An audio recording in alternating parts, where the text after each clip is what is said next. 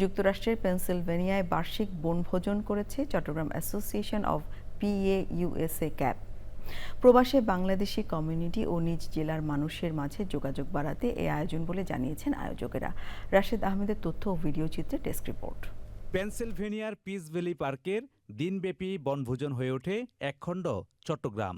সংগঠনটির প্রথম আয়োজনে আশেপাশের স্টেট থেকেও যোগ দেন চট্টগ্রাম অ্যাসোসিয়েশন অব PA-USA ক্যাপের সদস্যরা।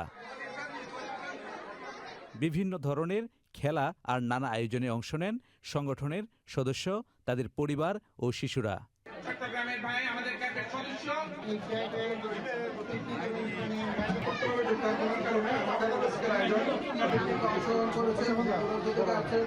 চট্টগ্রামবাসীদের মিলন মেলায় পরিণত হয় আয়োজন। সম্মাননা জানানো হয় কমিউনিটিতে অবদান রাখা বিশিষ্টজন ও পৃষ্ঠপোষকদের। যারা সবাই আমাদের সাথে উপস্থিত হয়েছেন,